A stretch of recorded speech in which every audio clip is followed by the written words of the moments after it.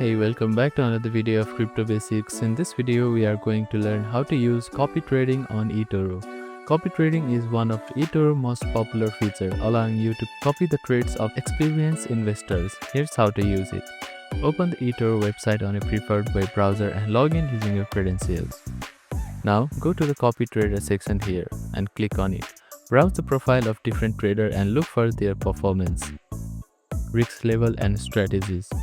Key metrics to consider include annual return, risk score, number of copiers.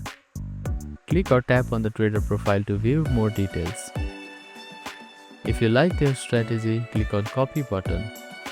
Choose how much money you want to allocate to copying this trader. eToro allows you to set a minimum amount of copying, usually around $200. You can also choose the copy settings, which is copy percentage and stop copying.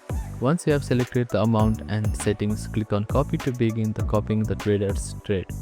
You will now automatically mirror their trades in the portfolio in real time. Go to Portfolio section to track your copied trades, and you can see how your account balance is performing based on traders you are copying. If you want to adjust the amount you are copying to stop or stop copying the trader, simply go to Trader Profile on the portfolio and click Edit or Stop Copying.